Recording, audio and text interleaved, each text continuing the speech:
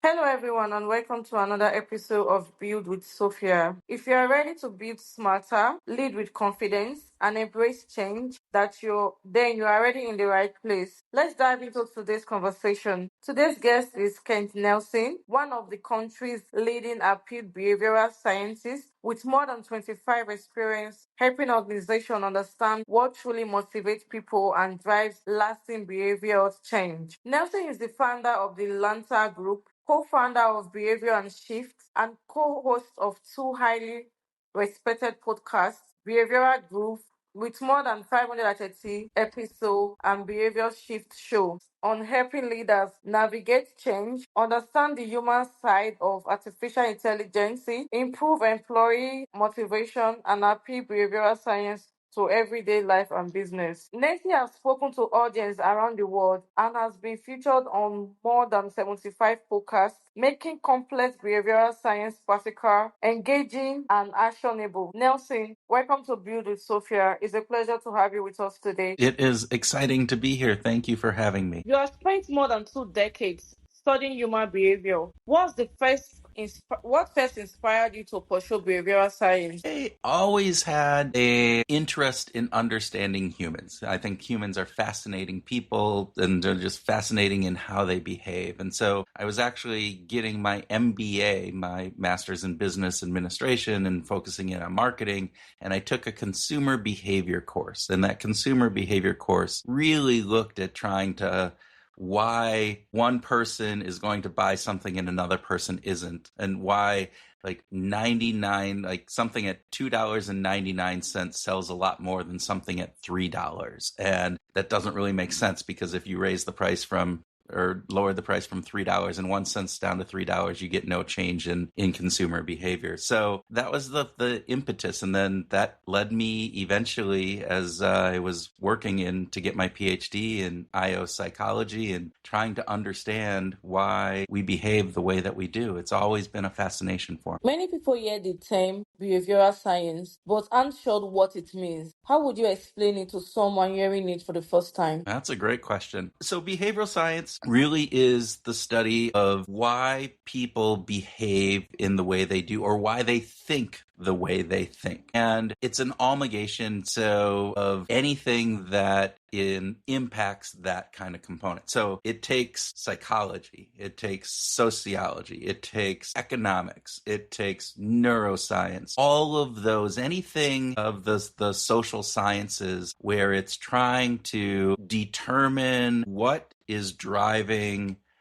the reason that somebody is doing a behavior or thinking the thoughts that they're thinking. And so behavioral science is the study of that. It's studying our behavior. Artificial intelligence is changing every industry. What are the hidden human causes? What are the hidden human costs of AI adaptation that many business overlook? Yeah, so AI is a powerful tool. It's probably the most transformative technology that we've seen at least in my lifetime. And I'm old and I've lived through many technology transformations before. But AI can be very powerful. It can help us do more things faster, more things more efficiently, a variety of other things. But when it's used inside of an organization, there are some hidden costs that are associated with it. And these aren't always apparent. They're not always things that, I do it and the aftermath or the hidden cost of it shows up right away. It's a long-term effect. So one of those costs,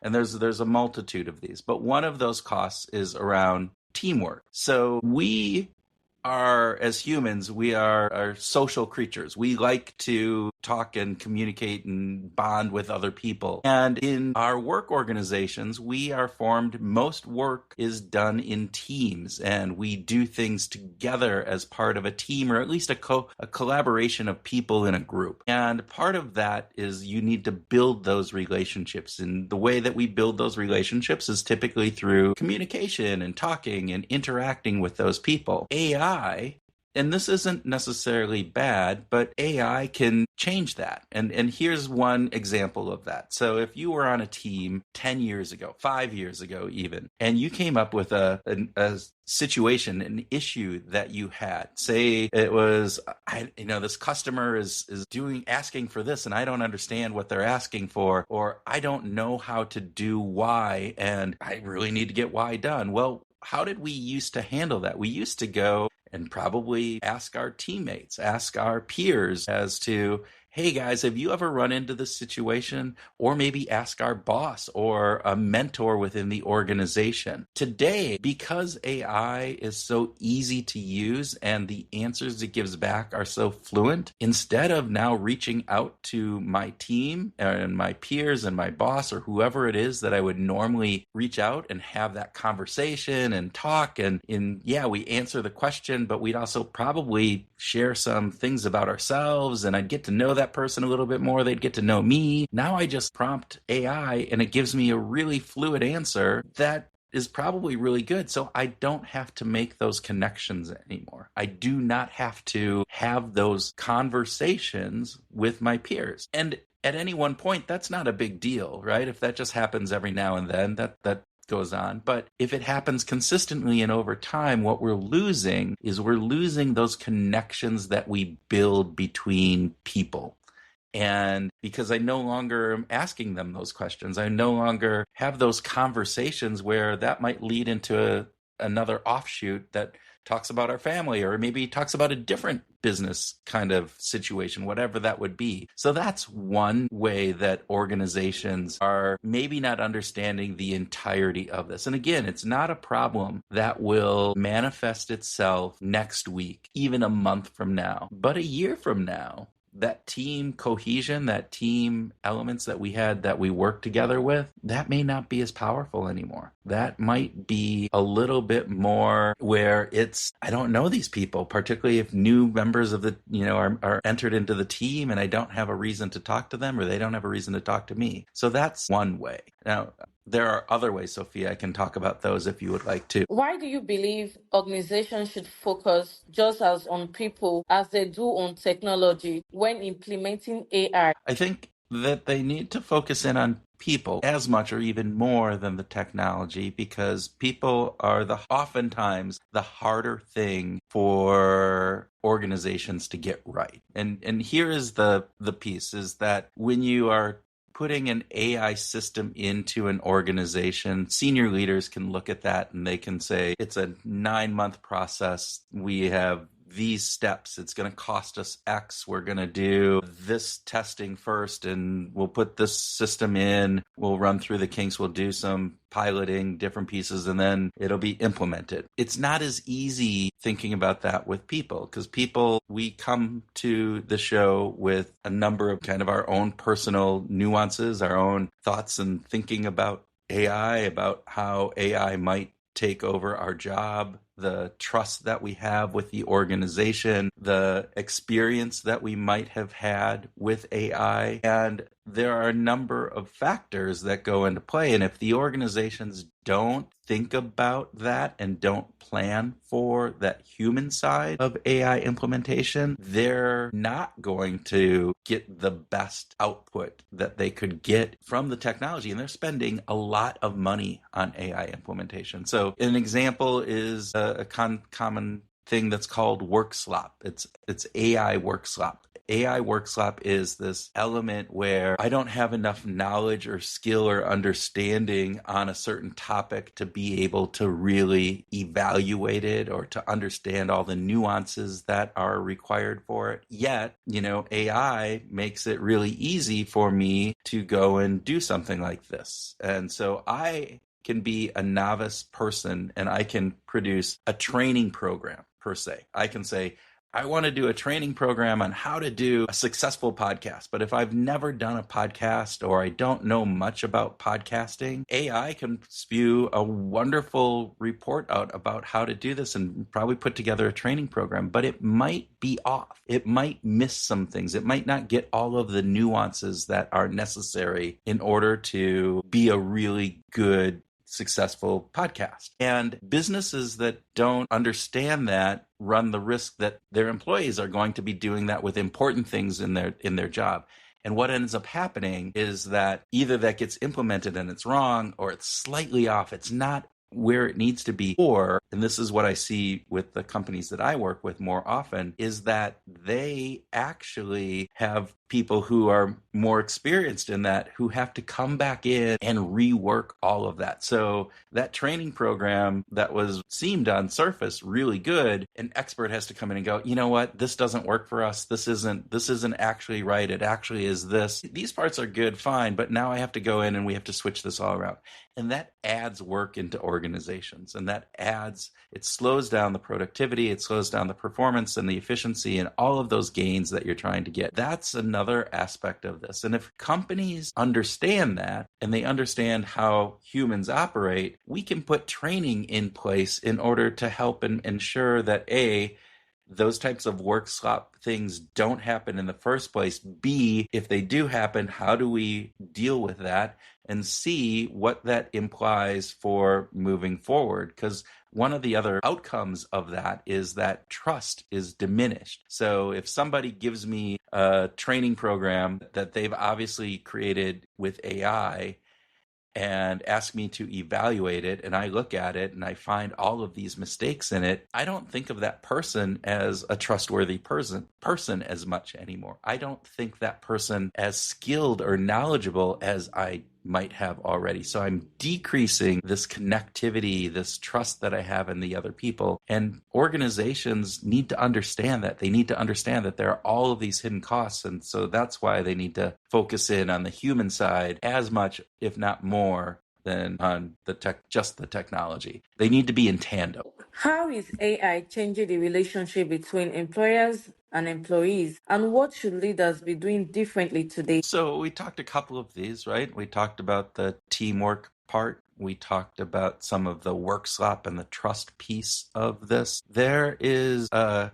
concept out there that's called cultural thinning. This idea that the culture that organizations have is actually thinning because you're not as connected before, that the way that the AI works, it disrupts the connections that we have. It kind of makes everything more similar as opposed to our unique identities. And I think that's an important piece of this. There is some research that shows that AI helps us individually with our creativity. And so if I'm writing something and I use AI to help me with it, that gets judged by outside experts as being more creative than what I did on my own typically. The problem comes in organizations is that all of those unique individuals who are using AI, they tend to be more creative, very similar. So AI makes everybody more creative,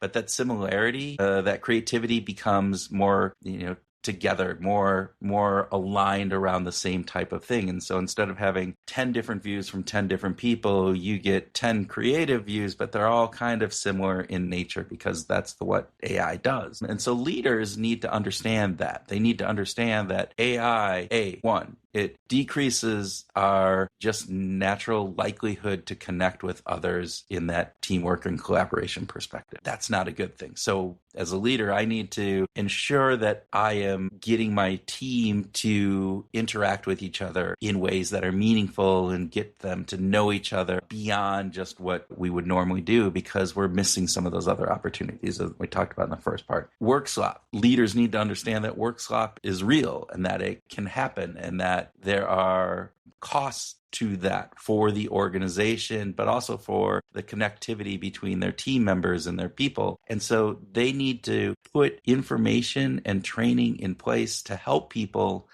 know when they should be using AI, when they shouldn't be using AI, how to use AI, not just how to write a prompt, but what are the types of questions? What are the types of things that they should be doing around AI and using that? And so that's a part for leaders.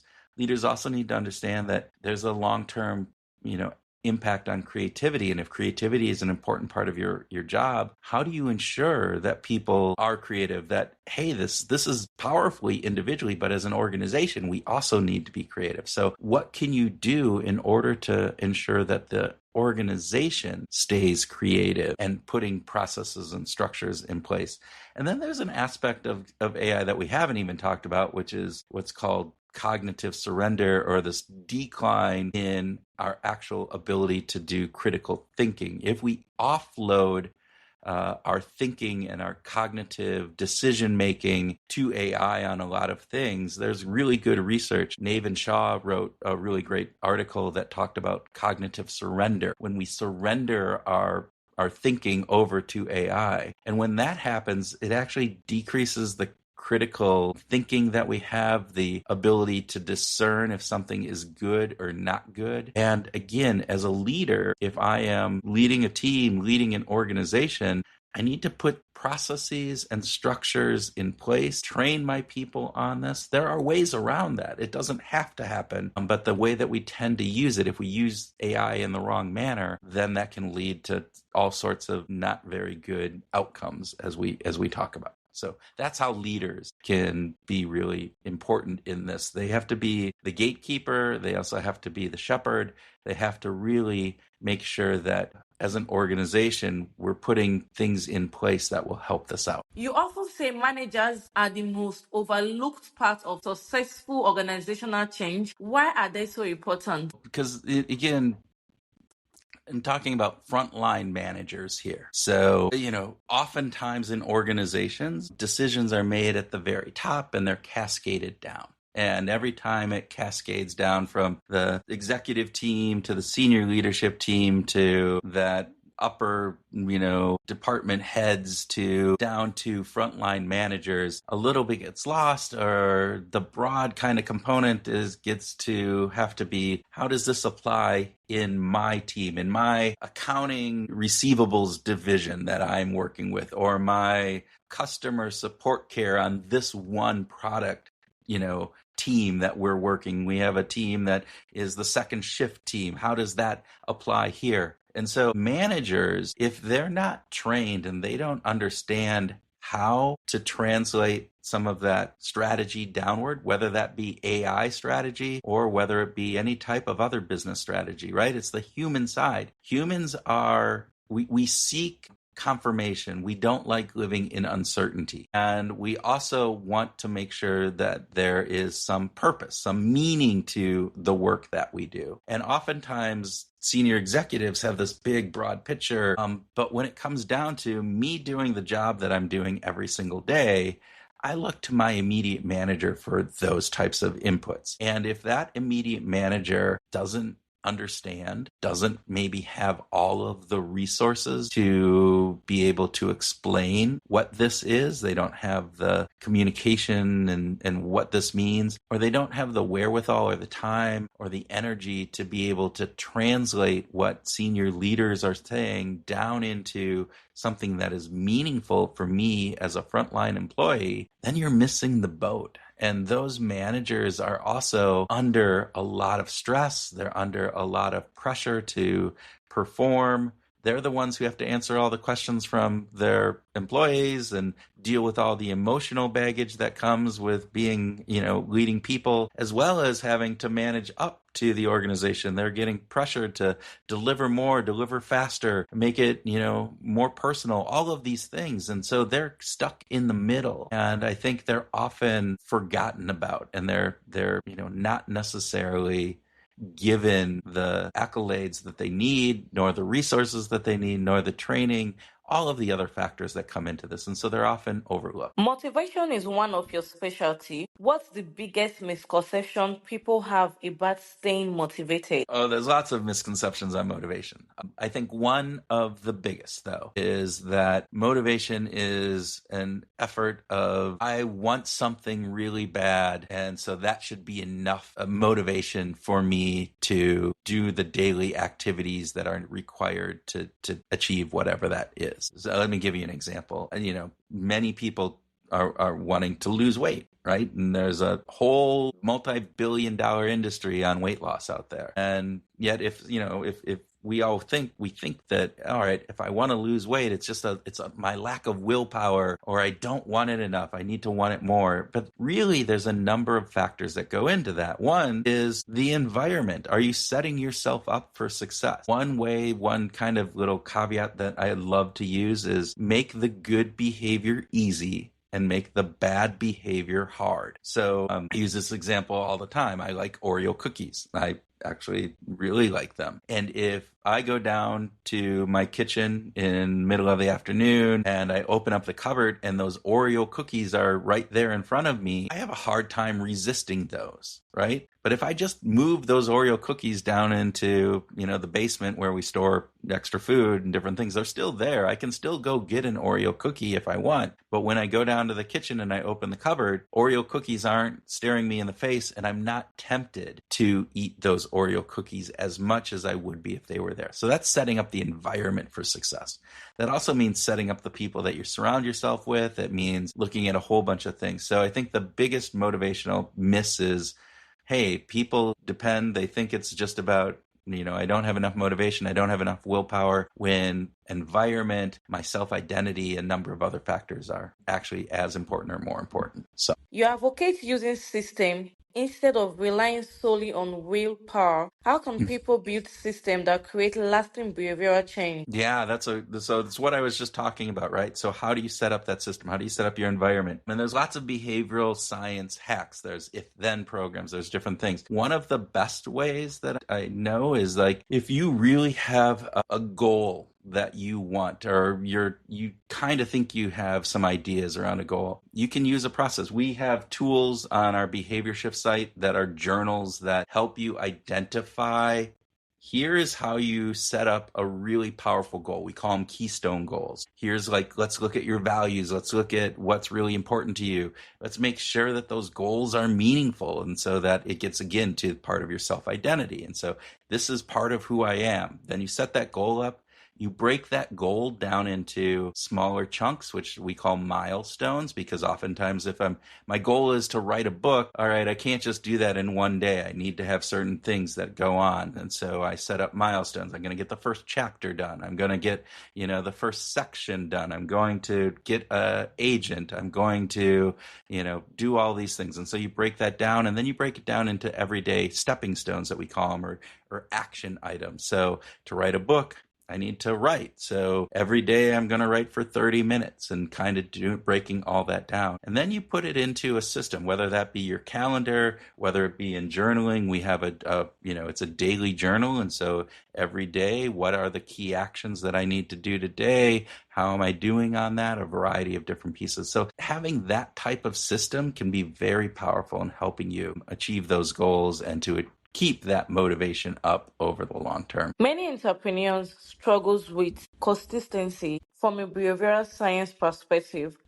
How can they build habits that can stick? Yeah, so again, what I talked about before is making sure that those habits become easy. So setting up your environment to make those habits easy. There's lots of misconceptions on habits as well. So, there's a old wise tale that you got to do something 21 times in a row in order for it to become a habit. That's not true. I mean, some things can happen in 21 days. Oftentimes they take much longer. It depends on the extent of those habits. It depends on where you are in your life, a number of other factors that all go into that. The key aspect, though, is consistency and making that a continual thing. So we often talk about triggers. So habits are triggered by some environmental or some mental state that we're in. And so if I can control what those triggers are, then I do a behavior and get a reward. And the reward is usually a psychological reward. It's a dopamine hit from our brain, or some other type of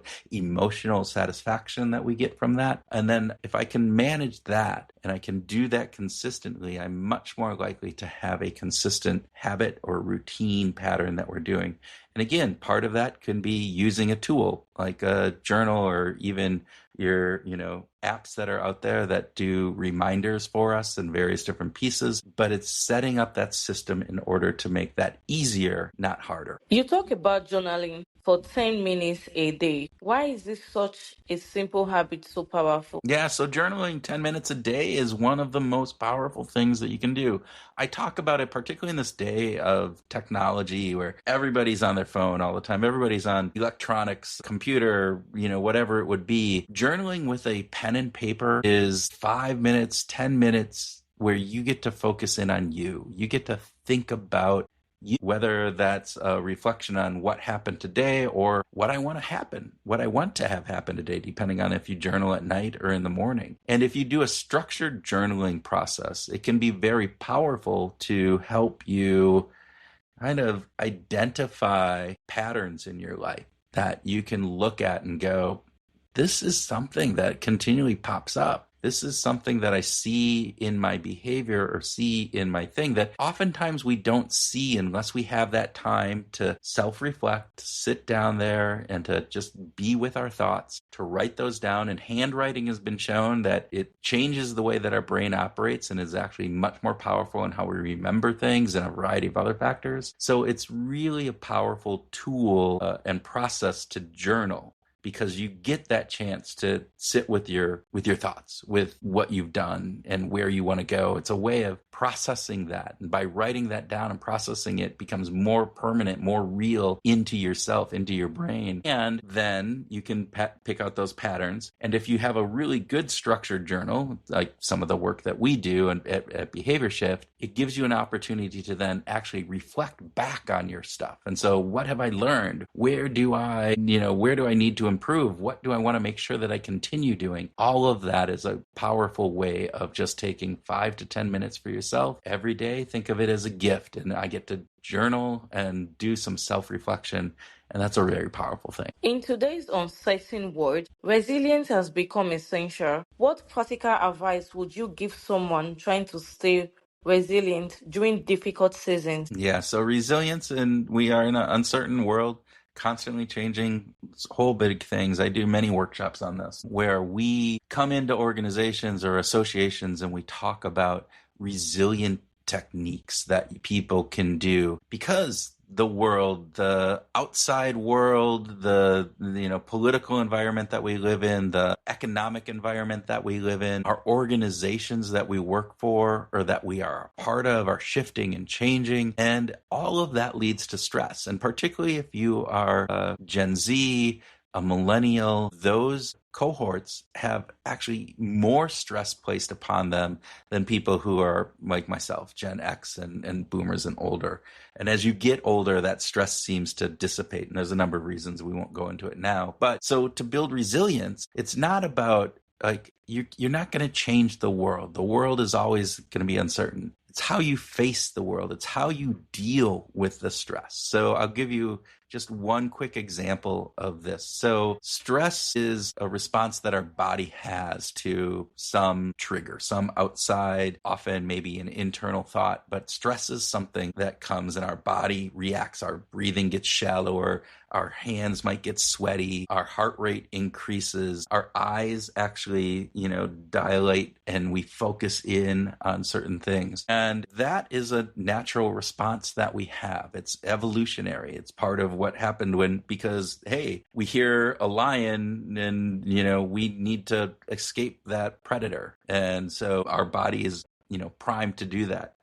What's problematic in today's society is that we're not running away from predators anymore. And we always have this constant kind of threat that our body is facing. And our body can't tell if that threat is real or unreal. But we can change how we think about it. And the way we think about it can actually change how our body's response is. So the same response that I get for being excited, my body's response to being excited for doing something. Say I get to go to an amusement park and ride a ride. I get to go to a movie and it's thrilling and exciting. My body's response is similar to what I have under stress. So one way that people manage stress and become more resilient is to change their mind frame around that. So think about public speaking. Many people have a fear of public speaking, and they know that because before I go on, my heart starts going faster, my breathing gets shallower, my hands start to get sweaty, right? Well, if I change that to being a mindset that Those are the same things that happen when I get excited for going on a roller coaster or doing some fun activity. And I'm changing this, instead of I'm scared to go present,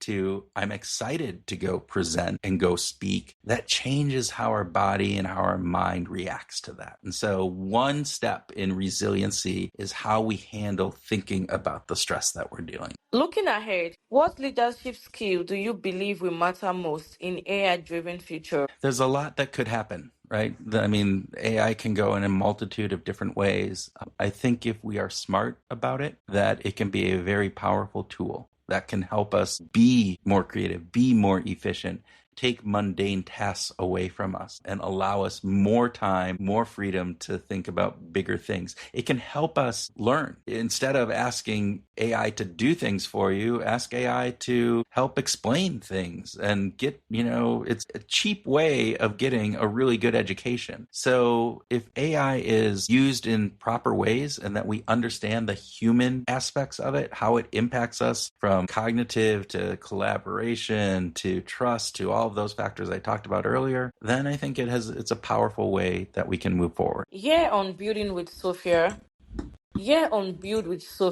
we believe everyone is building something meaningful. When you hear the phrase build with Sophia, what does building mean to you, and what legacy do you hope your work leaves behind? Yeah, so building, I think, is for me, I'm not building anything with my hands. I'm not, necessarily doing that, but hopefully I'm sharing building knowledge, building understanding. And if I can do that, and that knowledge is the reality. This is one of the things that I always run into, is reality and truth are not always believed, and it's easier. Our brains trick us oftentimes. And so I try to help make people see through how our brains trick us, and hopefully that helps them understand how they can change the way they behave. And if I can do that, that'd be a really great life. If I can help people do that, that would be wonderful. So, Nelson, is there anything you would like to share to our audience and where they can get in touch with you after today's show? Yeah, this is interesting.